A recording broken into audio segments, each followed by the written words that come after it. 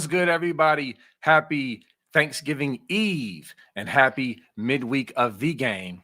Cannot wait. So much going on. Lots of banter, lots of ridiculousness from up north, lots of flips. Do me a favor, hit the like button, hit that like button. And guess what, y'all? We smashed our goal with 37K. Smashed it. Well over 37K. Thank you to everyone who subscribed. I mean, we went, whew, completely killed that in like 48 hours. Thank you so much. Please, for those who have not subscribed yet, pile on, add on top of it. And we're going to keep cooking with that. I'm super excited about you guys really stepping up to the plate and getting us to our goal, man. So we on to the next goal. Appreciate y'all. So also, let me give a birthday shout out to Big John Buck, turning 54 years old today. Happy birthday. Listen, we appreciate, love all our Scoop family. Listen, another year in the books. Salute to you. Go Bucks. Our Buckeyes are going to give you a nice birthday present for this week up in Ann Arbor. And so we're excited about that. Also, reminder, we got the Hate Week Banter Show coming up this Friday. It's going to be a big one. We got myself, Nevada, Funky, Ohio State from Barstool, Brady Edmonds, the 5-star quarterback for Ohio State, Daniel Sanchez, Duke Pettyjohn. We got Justin Spiro, Intrinsic, Sports Talk J from Tennessee, Dalton Wasserman, PFF, and we got some Team Up North contributors, Mays Madman, and College Football with Sam. It's going to be great. It's going to be like an assembly line of just rivalry banter all day. Cannot wait. It's going to be exciting. Nevada Buck, man. What's up, man? How you feel about these smashing this goal of 37,000?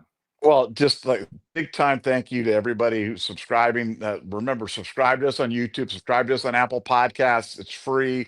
Yeah, we are now past our all-time record, the #1 Ohio State podcast on YouTube, but we want to get to 40,000 next. That's the next goal. B and I have already talked about 37,000 was the one. You guys smashed it last night. Let's get us to 40,000. I'm going to be watching The Last Dragon, even though I told B today that it's going to be with a heavy heart that I watch that, because like the unknown, the woman that did not even know that I was alive, not even a bug on her shoe, but was the love of my life, Vanity, is in the movie. And that's going to be hard to watch, because I know Vanity passed away, I think 2016 or something like that. And I mean, she might be the most beautiful woman that ever walked the planet. You know what I'm saying? And to see her in all her glory in this movie, that's gonna be hard, man. That's gonna be a hard pill for me to swallow watching that movie. But I'm ready to steel myself and watch it. And I have to tell you, and I'm not a spoiler for you on Patton. There are no beautiful women in the movie Patton. There are nothing quite like that. But yeah, in The Last Dragon, yeah, that's pretty good. Yeah, Thank there you, she goes. thank you, Vanity, for that. Vanity. Yeah. Yep. Wow. Every young man's crush. I was telling Nevada backstage about that. You know, just growing up on 90s hip hop, hearing cats like Nas and other rappers shout out Vanity. You know, very pretty. So yeah, he's and she was glorious in that movie too. So prepare yourself, Nevada. Prepare yourself for Vanity. But yes, listen, man. Great day. Obviously, it's rivalry week, but we got another huge flip, y'all. We got another huge flip. The boy Ryan Day is still cooking and flipping it up. So listen, I'm not going to hog the mic. Nevada, I want you to introduce this new flip that we got while I pull up this film. Well, a guy that work on his brother plays at LSU, LSU legacy commitment, LSU commit, flipping to Ohio State, one of those big defensive linemen that we're looking in terms of getting it. None other than Darius McKinley coming to Ohio State. Another flip in the 2026. This is a guy, big time get. Another one of those players that you're like, how does LSU and Georgia and Alabama always have these guys? Well, now we got him. I mean, he's a big guy that can move all over the field. He can attack the quarterback. Double-digit sack guy, big tackle for loss guy, just explosive athlete, and just a huge get. Might get his brother too. in the transfer portal. But for now, you're talking about a guy that everybody in the South wanted, and now Ohio State's got him.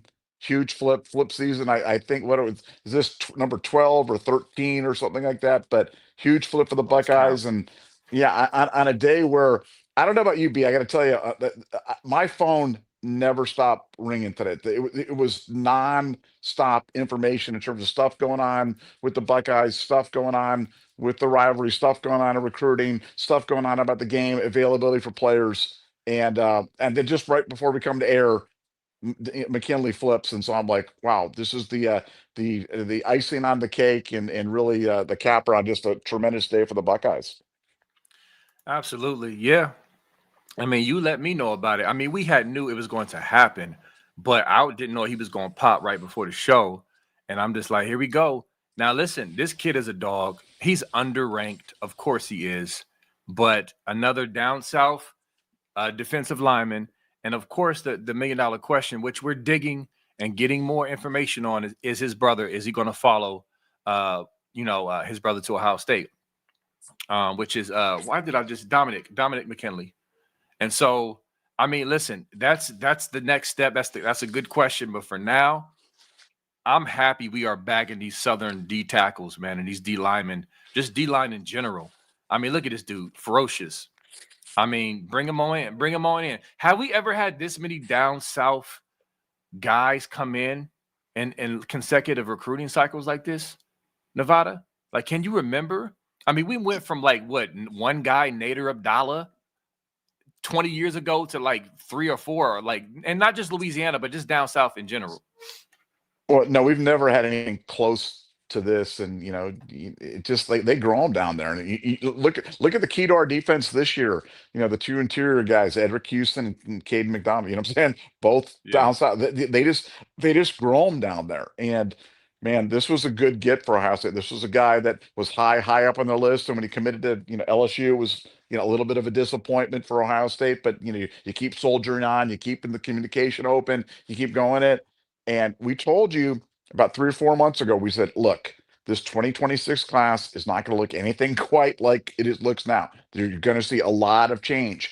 And now Ohio State's going out, and they're literally taking the best players from other people's classes and put them in Ohio State's class. And so I've never seen anything like it. It's kind of the new normal. I think this was what Alabama used to do every single season, and it used to just confound me and frustrate me to no end. Well, now that's who we are. We're the Alabama of 2025. We're the boogeyman. We're going out and getting the guys that we want. And this was the guy Ohio State really wanted, and they got him today. So definitely cause for celebration. definitely. And it's to me, it just adds another little cherry on top of how great the rivalry week is and has been. And listen, man, the vibes, and I can go ahead and stop sharing this. We can actually we can slide into the other main topic of the show, Well, hold which on. is Before oh, you get there, you got I want to more? go into a little, yeah, a little more breaking. This is just like this is kind of the stuff that if you're on the BuckeyeScoop.com website, you get this information. I love stuff like this. This is little information. Funky Buckeye had shared this about a week ago. He had broke this. This is not anywhere. You won't get this anywhere else. But it's a Yep. little thing. But it's like, hey, you know what? Ohio State's flying to the game. They're not driving. For every year for the Michigan game, they bus. They bus up to that game. Well, they're flying, and I'm like, really, man? I haven't heard that anywhere. That hadn't been heard. That hadn't been just confirmed today. Guess what? Ohio State's flying to the game.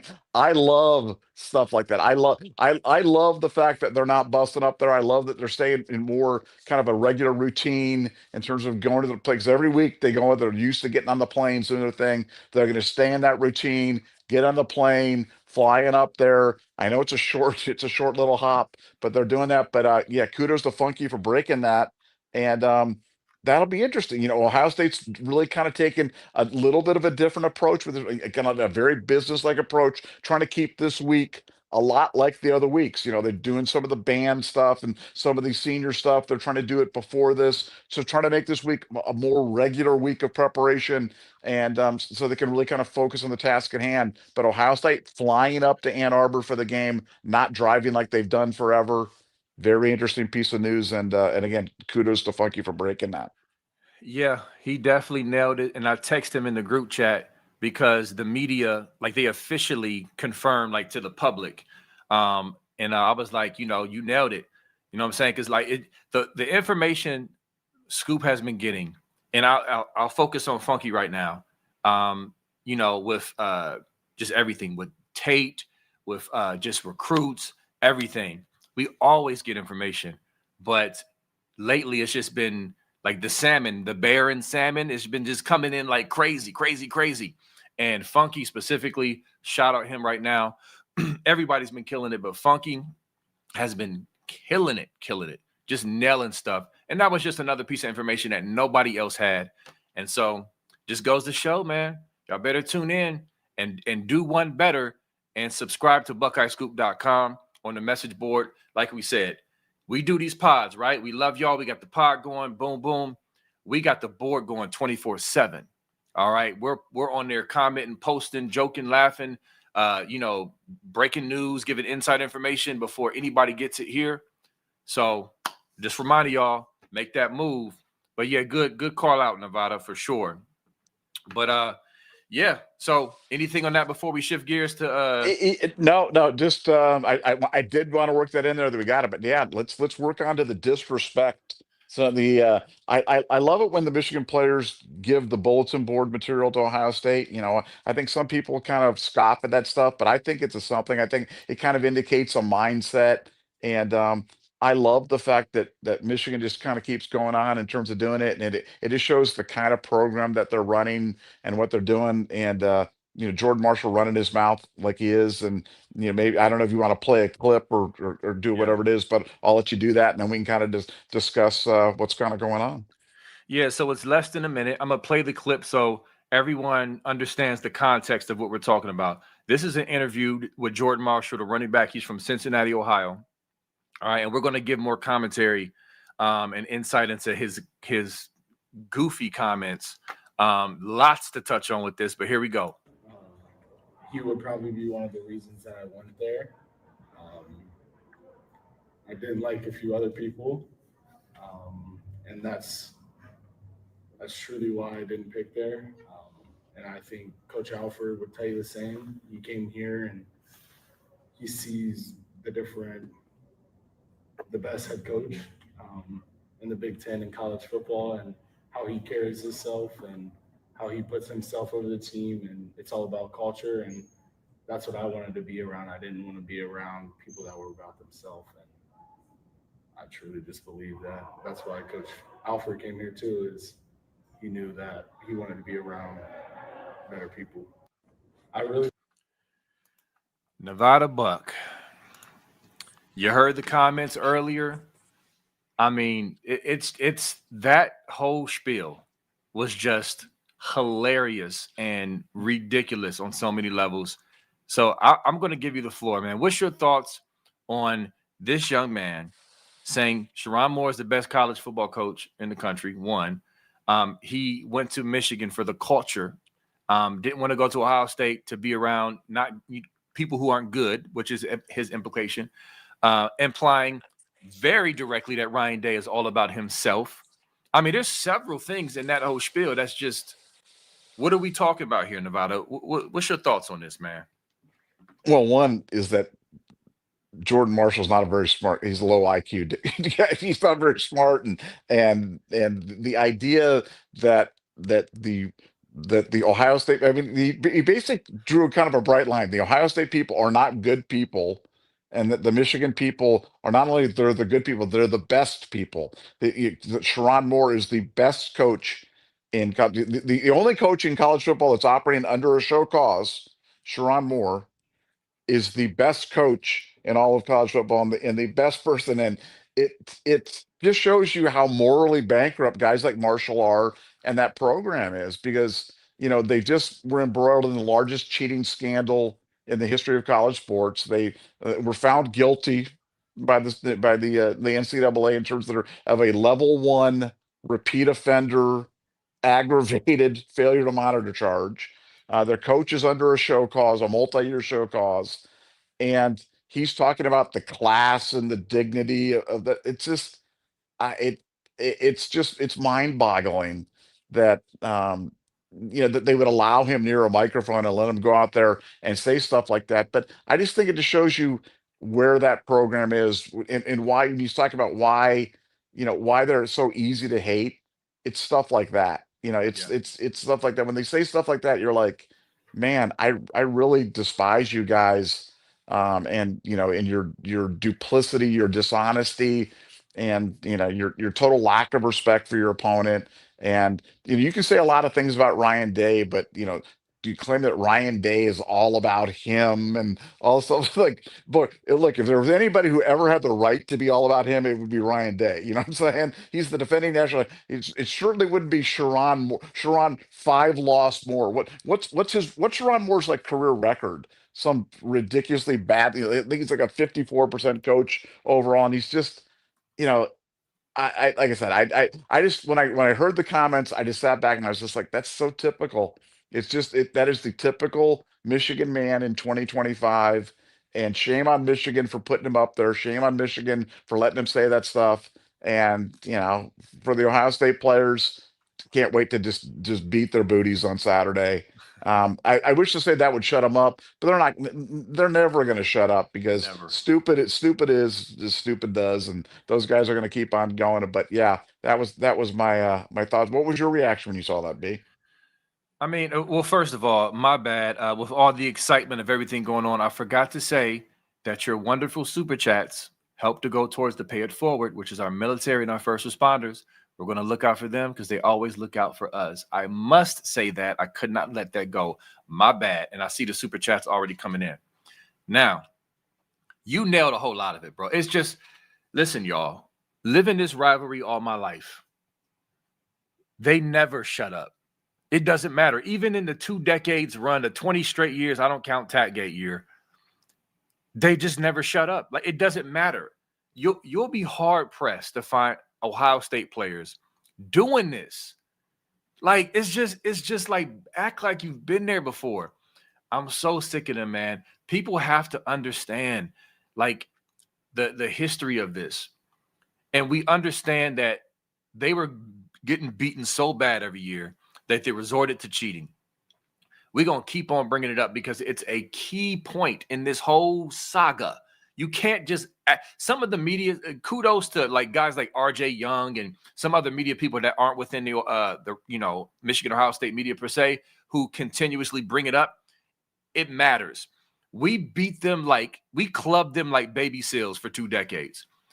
And they were just out of their minds to the point they put together this cheating scheme. And then last year, of course, was just outlandishly stupid how we lost the game. Obviously, what happened after that was great. But the point is, it's time for them. They're done. It's rent is due with these idiots. Even though they'll never shut up, it's time to hold that L. And Nevada, listen, I haven't got my score prediction yet. But, man, if we don't go up there and absolutely hammer these dudes, I mean, absolutely bloodbath these dudes, I mean, they were already motivated, Nevada. We already know there's no lack of motivation. None. And then you add Jordan Marshall running his yapper, talking about some culture and taking shots at Ryan Day about being about himself when this dude is keeping players from committing suicide and mental health and pouring into his players. And what are you talking about right now? There's a whole staff of coaches and players who vehemently disagree with you, Jordan Marshall, and your boy Tony Alford, because we know Nevada, he's repeating what Alford has been saying in his ear. Like, he's puppeting Alford. It's both of them. So Benedict Alford is feeding this kid BS, and this kid is just doing scum, the team up north, whatever they do. This is what they do. It's time, Nevada, to handle business, not just beat them, but just destroy them on Saturday. I'm sick of it. Yeah, well, it's funny. You go into the week and you're never quite sure how the week's going to kind of come down in terms of what you're hearing, from how's the practice going, how the guys going, how the things, the preparation, the game. And I'm just telling you, with every passing day, I'm getting more and more confident. I'm getting Yeah, more and more same. confident about the game. And I'm not always this way, and that is not always a guarantee with me in terms of my confidence. Like sometimes my confidence level can kind of ebb and flow. Not this week, man. I'll tell you, not this week. And we'll all find out. You guys can come back Saturday in the late afternoon and think about this. But think about it. But I'm telling you, I think we're gonna spank them.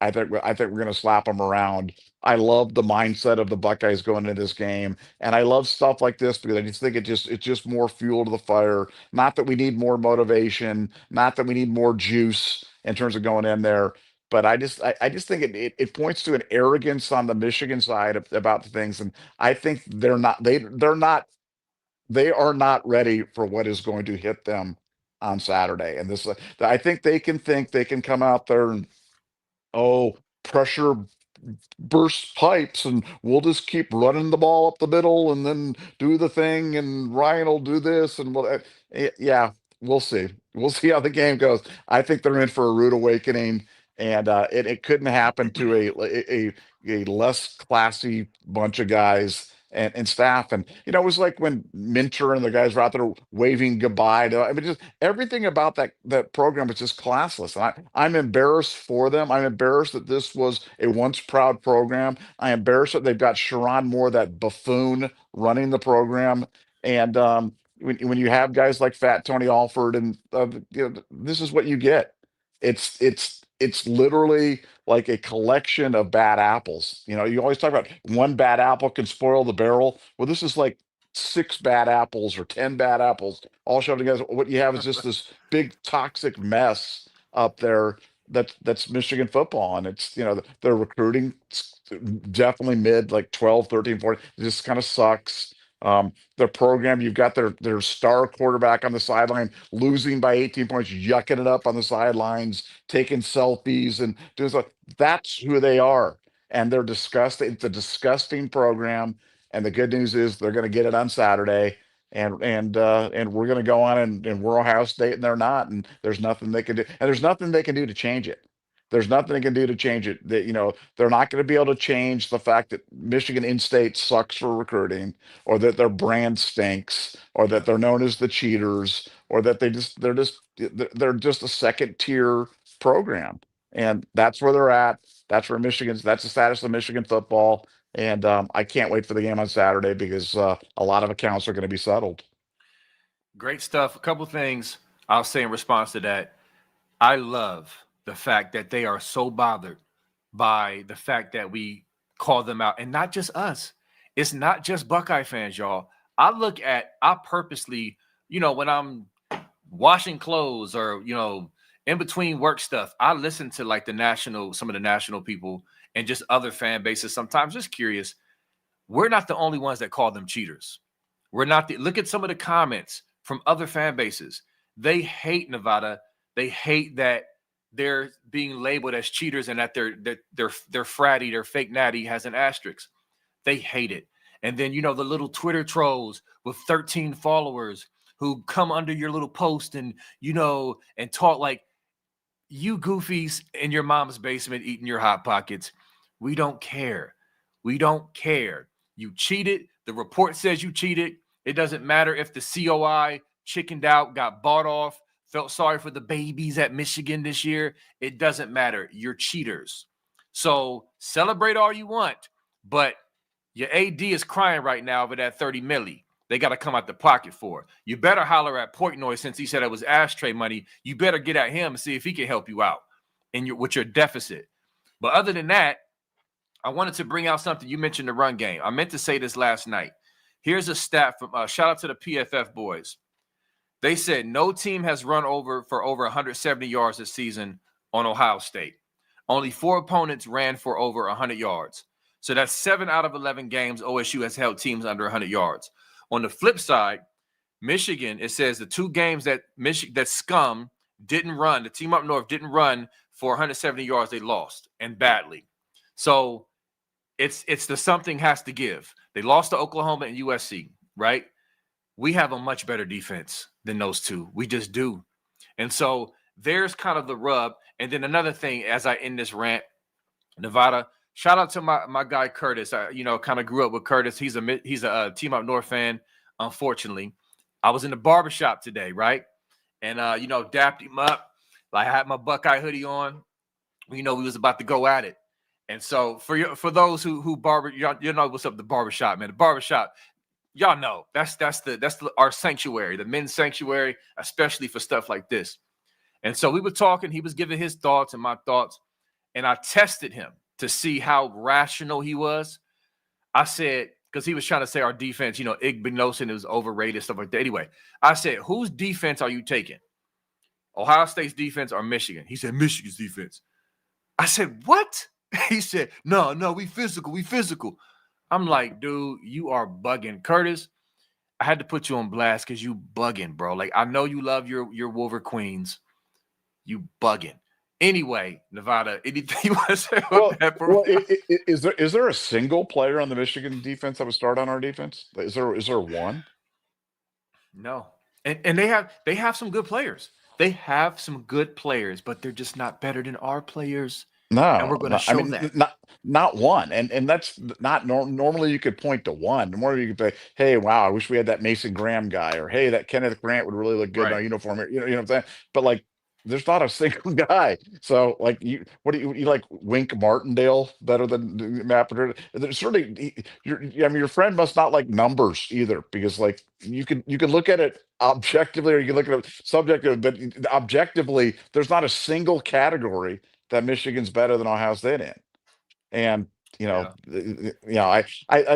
always dubious of those rushing yards versus passing yard stats, because typically in games that you're losing, you start passing the ball, so you stop rushing the ball. You know what I'm saying? Right. So that's there's a correlation and a causation thing in there in terms of doing it. I just want Ryan Day to go out there and just put the pedal to the metal. If he puts the pedal to the metal, and we can't throw the ball on them, and Julian Saint can't handle the pressure, and JJ and Carnell can't catch the ball, and we lose because we pass too much. You know what? I'm okay with. I can live with that. But let's I always like I said, I tell my guys, I'm like, if you're gonna get beat with your best pitch. You know what I'm saying? If you're playing baseball and it's a 3-2 count, don't throw the slider if you're a fastball pitcher. You know what I'm saying? Like that. Throw the fastball. If it gets hit, tip your hat to the other side to kind of go there. But don't try to throw the knuckleball on a 3-2 count and hope something good happens there. Go with your best pitch, live with the results, and I can live with that as well.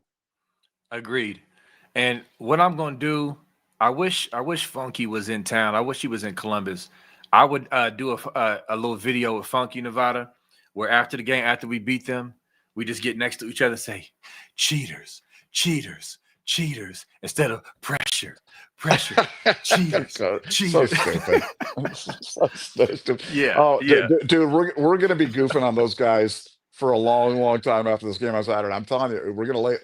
I'm calling it right now. We are going to lay it on Michigan on Saturday. I'm telling you, I'm calling it right now.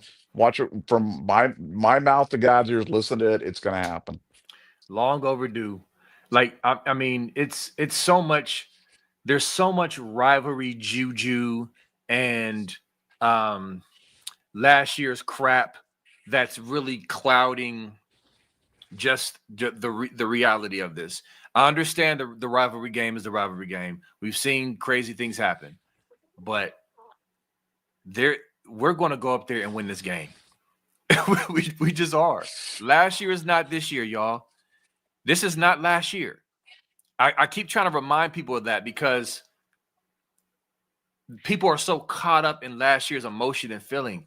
And I keep telling y'all, and Nevada corrected me. I love your correction. I said last year's game is going to be the gift that keeps on giving. And I said this will be the last time, like sort of the full circle is kind of what I meant. But Nevada said, no, I slightly disagree with you. It's going to be the gift that keeps on giving, because, and you brought up the example of, me as a hooper playing more aggressive in a game, after a game I just lost, and like, why would I go back to not playing aggressive? It's the same thing. Ryan Day, that changed him. And so Brandon Ennis was even asked the other day by the media, Ryan Day was asked about Brandon Ennis's comments about him being a different cat and having a different look in his eye. I'm telling you, man, Ryan Day is about to just lay the wood. BTA in Ann Arbor.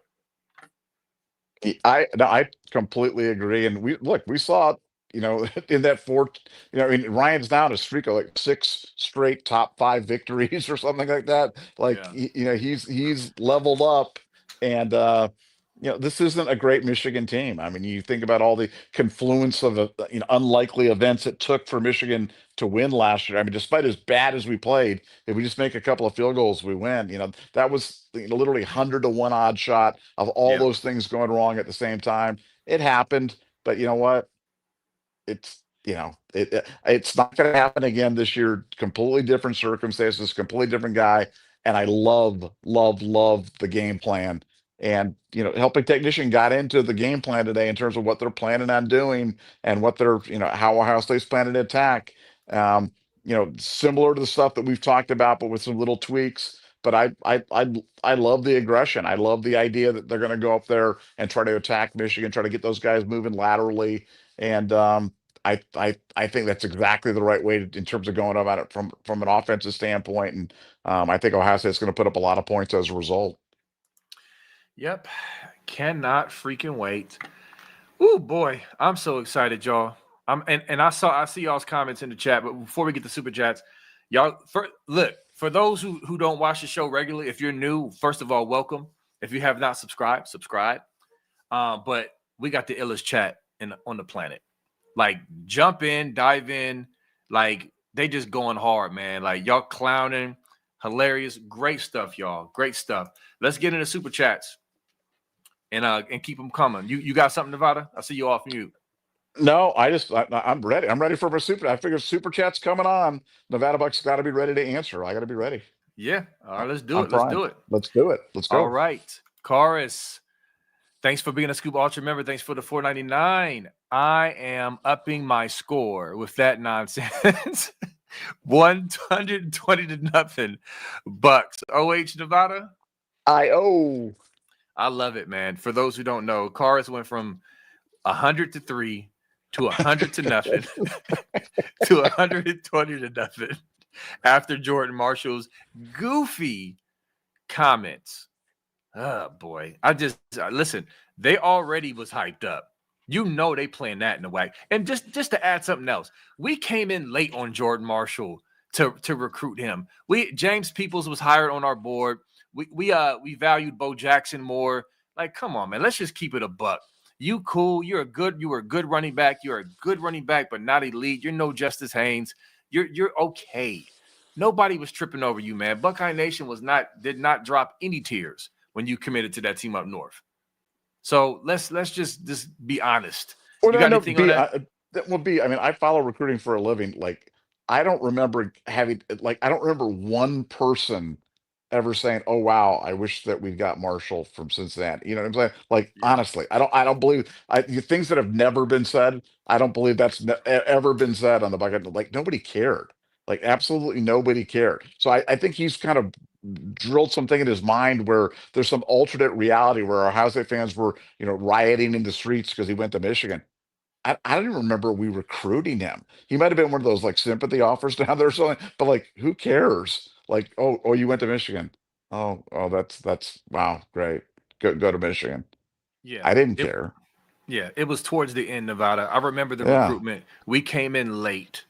Okay. And and it was just like, that just tells you we weren't. If we come in late on an Ohio kid, that tells you everything you need to know. Like, we had higher guys on our board. And so, again, I'm not saying he's just dookie. Like, he's fine. He's solid. He's a good running back, but he ain't like that. Like, that's just real. If you be honest, all y'all Team Up North fans, anybody, he's just cool. And I think we're going to find that out this Saturday against this defense. All right, Studley Butley, thanks for the $1.99. Any chance we go hurry up, 5 wide?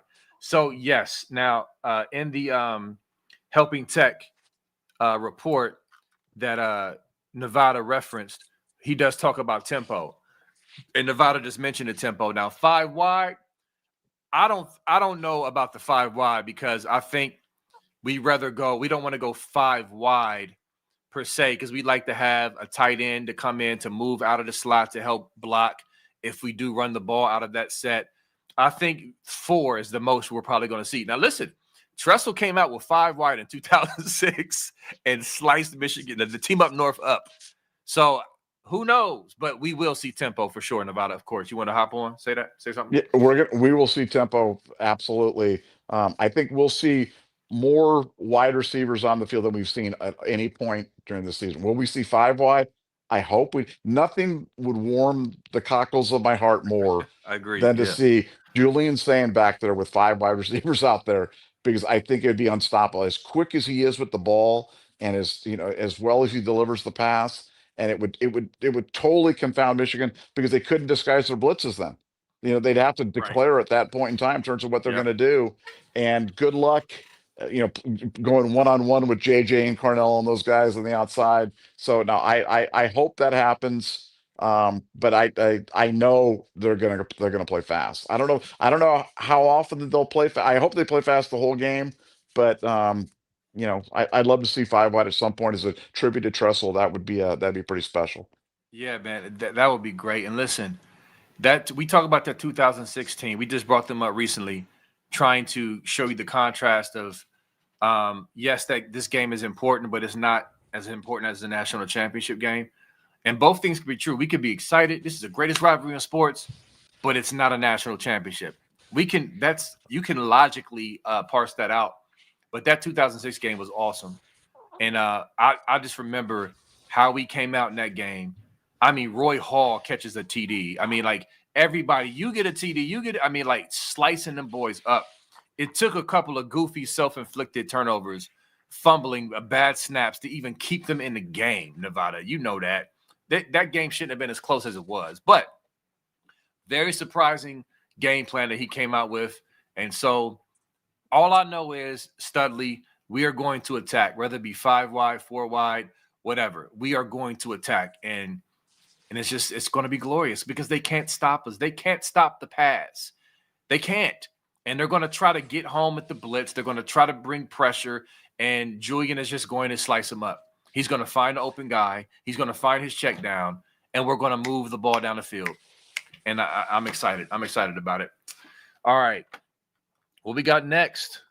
Some good super chats coming in. Ravi at the tube, thanks for the 20. The stat, quote, the team that wins the rushing battle wins the game has been true for more than 20 years. I found a better stat that has been true for 120 years. The team that scores more points wins the game. You see what I mean about this chat, these super chats? This whole comment is fire. This is absolutely correct. And Nevada, I want to say this about my barbershop banter earlier, because he brought that up too. He brought, the team up north buddy of mine. He brought the rushing stat up, and I just brought out what you have so eloquently, explained, is that the rushing battle. Okay, let's just say, okay, it's true, right? No more rushing yards, fine. You can win the rushing battle on the back end after getting up 21-3 by throwing the ball. And then you run the ball to work the clock and choke out their offense. That you can win the rushing battle that way. It doesn't have to be pull. Let's just run up. No. And so, sure, team up north, you like to run the ball. Go ahead and try. But we're going to win this game because we're going to have more points on the board, and we're going to attack you with our weaponry in our pass game. Period. No, I completely agree. And I when watching the game last year, I called out in real time what I thought was happening. And it was just as I suspected. I thought, Ryan was trying to prove a point. He won't make that mistake again. They're really leaning into the passing attack this week in practice. I really think that's going to be the tip of the spear. And then, like I said, you can run out of those 3 and 4 wide. See, USC did it all night long against Michigan, 250 yards passing, 250 yards rushing. And frankly, that's when I think Michigan's most vulnerable, is when you're doing that. So Ohio State, keep them off guard, play fast, play to your strengths, go through the, pass to set up the run. I think that's the path to victory on Saturday. Yep, for sure. Another path to victory is having the best DC in the country. Mark, our good brother Mark, thank you for being a Scoop Ultra member. Thanks for the $4.99. Matty P is our X factor to beat those reprobates up north. Nevada, what you got on that? I'm about to pull something up to couple up with that comment. What you got on that? Yeah, no, I am very confident in that because Michigan's going to always have some new wrinkle, some new thing, or whatever it's going to be.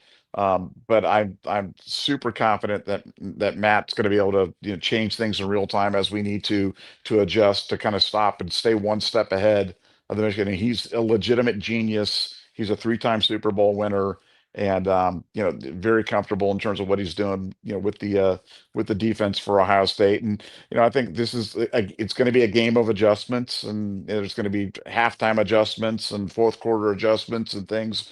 But yeah, Matt's definitely the guy to do it. And I can't think of a DC that I've been more comfortable doing it in all my time watching Ohio State football than Matt Patricia. So I'm sure glad he's on our side. Absolutely, man. I've been telling y'all for weeks that I'm more excited about this defense against their offense than I am Julian saying spraying the ball around, which is saying a lot. See what I did there? That's saying a lot. I just think we're going to just choke them out. And so it's funny, Nevada, that you said one step ahead. Here's the quote from Sonny Styles on Matt Patricia. Quote, he's always one step ahead, I think. He's always got a plan for what he wants to do, how he wants to do it, and he's always trying to stay ahead of the offense. Very, simple comment, but it's just true. Matt Patricia, and I just continue to laugh. And this Saturday, as he goes back up to the state of Michigan and puts it on him, it's, to me, I hope he just smiles to himself, with the Lions fans, because most Team Up North fans are Lions fans. And, he has a plan. To me, he's watching film, licking his chops. He's watching film, looking at Underwood. He's looking at, like Marshall, like we got to stop him. The passing game and lack thereof. He has to be excited about this game plan and what we're going to throw at them. And so, yeah, I'm excited about it, Nevada. Yeah, no, I mean, again, it's you can be aggressive on defense, and defense is one where your aggression is paid off. The team that's more aggressive generally wins, and in these games of emotion, you're looking for your emotion to kind of flump with the defense. And yeah, Matt Patricia's the right guy to be handling it. They'll be bringing the heat on Saturday, that's for sure. Yep, Dev, real quick to your answer, it's going to be a pass. It's either going to be a pass to the flat, a bubble screen, or a quick little hitch. Depending on what the defense, the pre-snap reads that Julian has, it's going to be a throw. That's my prediction. All right, let's get to the next super chat. Charles Parker, thanks for the 199. Is it possible we still see backups for the game? I mean, I think it's possible. I'm not going to sit here and just say, oh, we definitely going to have our backups in the fourth quarter. I don't know. I mean, even if we are up big, maybe. Well, Team Up North, man, they gonna do whatever they can they're classless. I wouldn't trust them, trying to, cheap shot our players. So I don't know. What you think about? I don't know about this one. Yeah, I think Ryan's going to keep the pedal to the metal. I think you're not going to see many backups in this game. I think that's why they played so many and so liberally the last few weeks, to give everybody a taste. But I think we're now into the second season with the Michigan game, the Big Ten championship game, and then the playoff games. And I think it's and especially in this one, if Ohio State's up, they're not going to be putting the backups in to let some meaningless score to spoil the shutout or whatever it's going to be. They're gonna keep it on. They're going to keep hammering them. And I just want to see them physically dominate Michigan. And Underwood's a guy that if you confound him, get him out of, he's a front runner. So he'll pull his little act. And I'm going to go on record. Underwood will not finish the game. I think that's what I said. I'm going to call it right now. He'll pull himself out with a bad ankle, or he'll be one of those ones, something like that. When the going get tough, the tough get going. Well, he's going to get going. He's going to get going on the sideline, because I think that they're going to confound him so much he's going to want to get off the field. Calling it right now. I'm not putting nothing past him, man. Like, yeah. I mean, when that pressure hits, cheaters.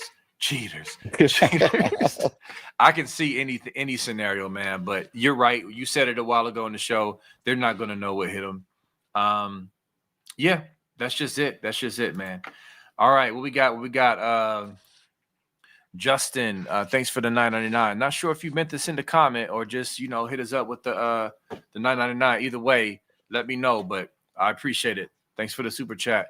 Mike Green, our homie Mike Green. Thanks for the $4.99. What up? I'm in my hometown Toledo for the game and Thanksgiving, but man, it's colder than a polar bear's toenails. Ready to get back on that plane. Trivia. Whose bars is that? Y'all better know who said that. Which rapper said that line? You got 1 minute to type it in the chat or you don't get it. Love the reference, Mike Green. What you got on that, Nevada? I'm gonna say Trick Daddy. The answer is Trick. The answer is Trick Daddy. I gotta pull it out now. Where's my picture at? Where's my weather picture at? Did I delete it?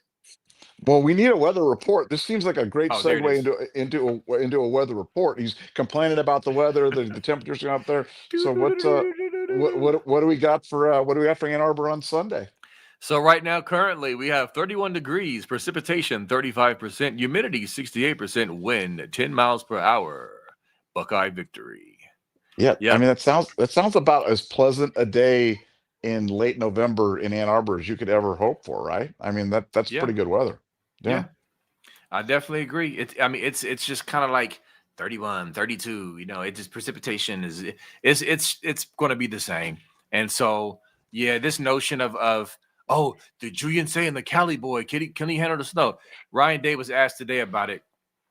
He kind of was like, it's the good thing is, we practice here in Columbus, where it's pretty cold. They played Tennessee last year and very cold temperatures. So he's been here long enough to throw a ball in the cold. You know what I'm saying? So nobody's tripping off of that. But good stuff, Mike Green.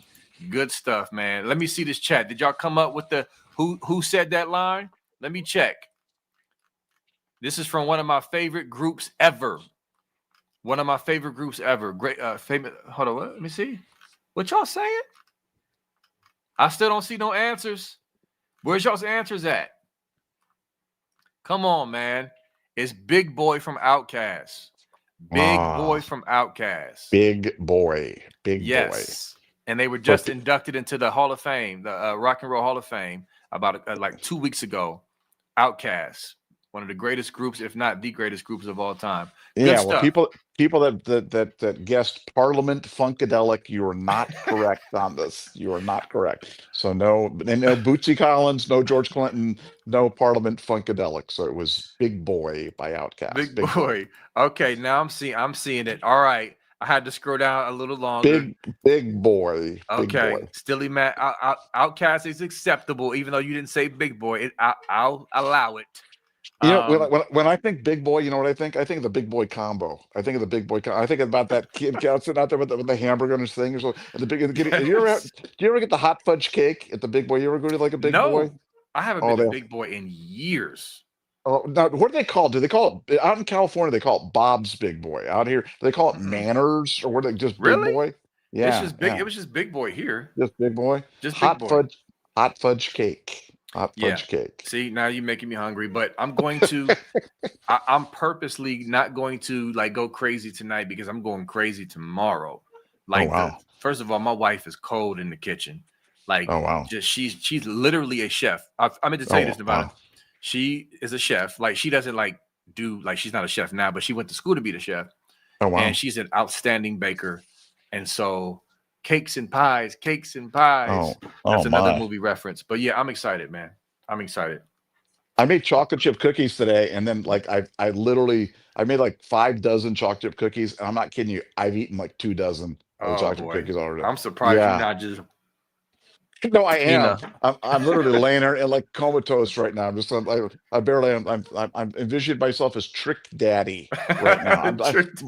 I'm like Trick Daddy talking on the podcast right now. So I might have to clip that, man. I might have to clip that and make a reel out of that one. That's just ridiculous. Big boy. All right. Another Mike Green comments, super chat. Thanks for the 199. If we score first, it's over, especially a rush TD. Yeah.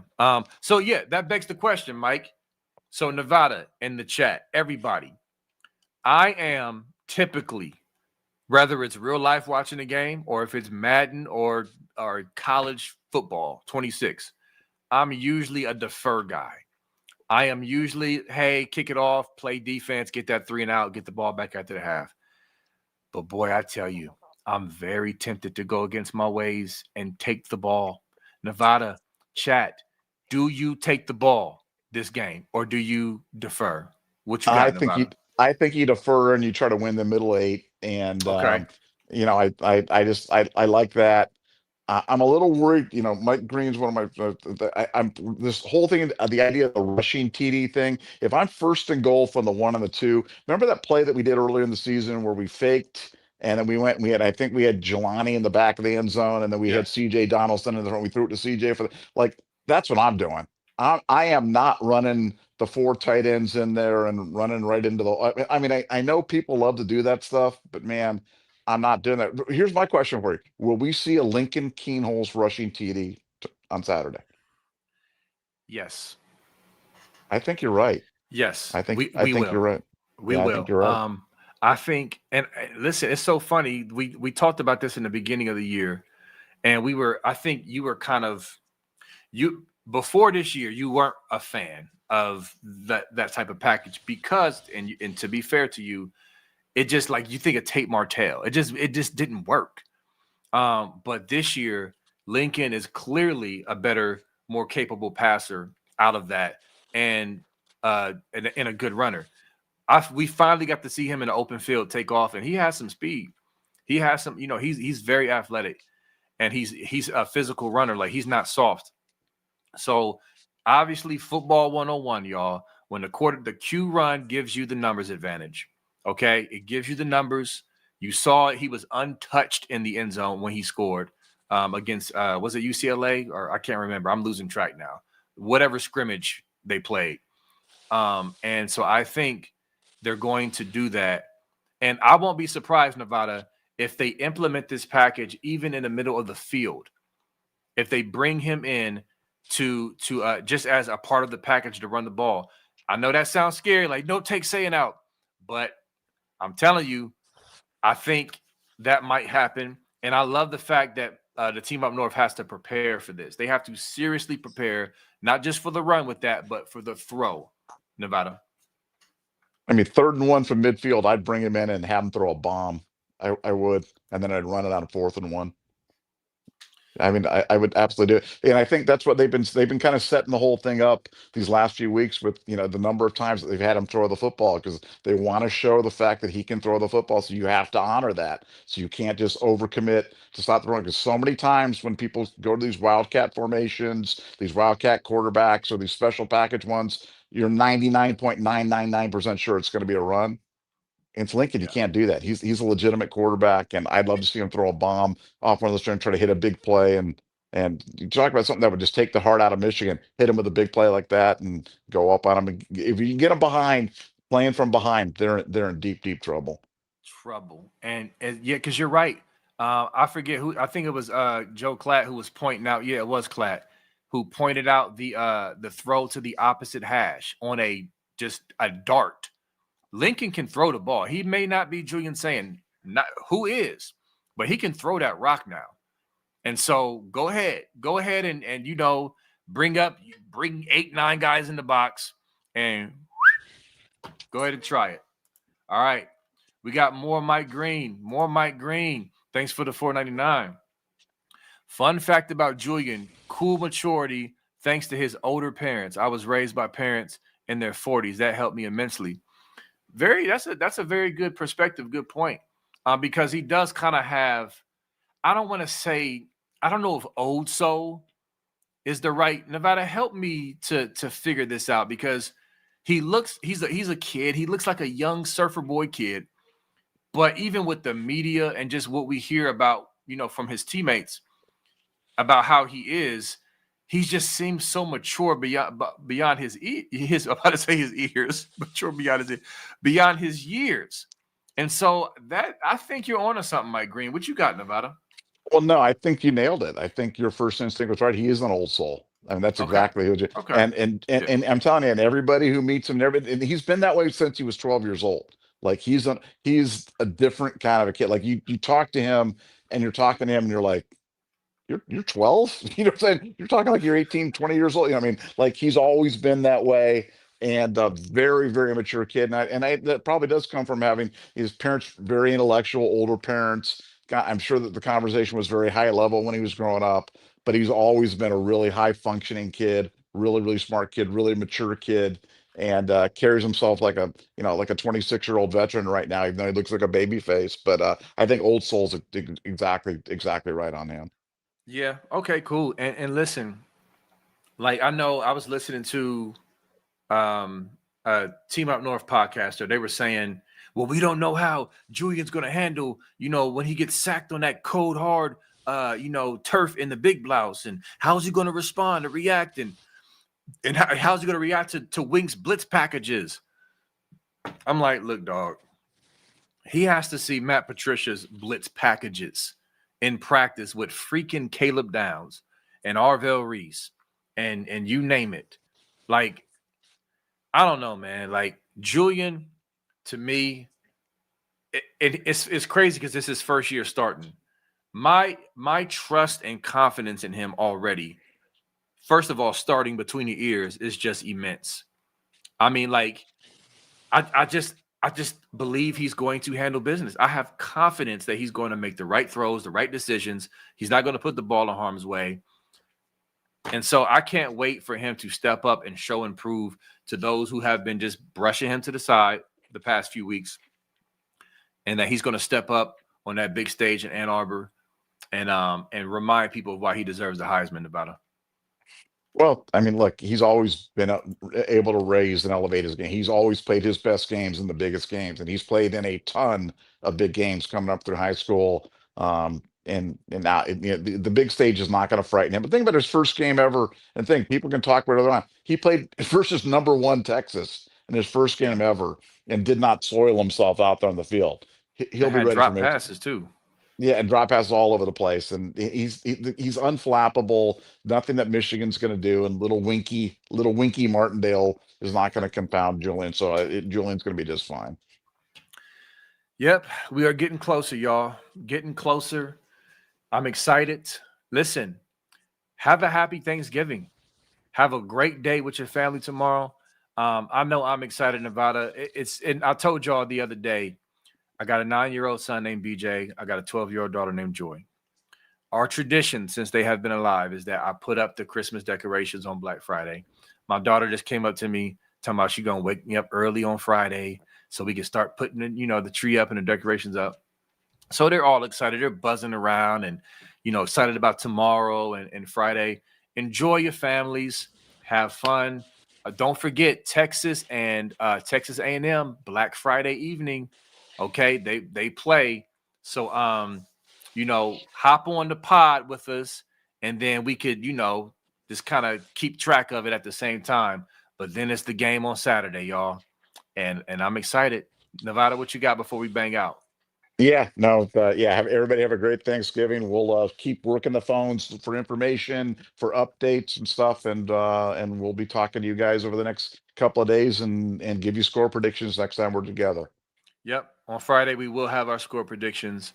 And yep. So happy Thanksgiving. Love y'all, Buckeye Scoop family. Thank you once again for helping us to obliterate our goal of 37,000 subscribers. We will see y'all next time. Go Bucks and peace.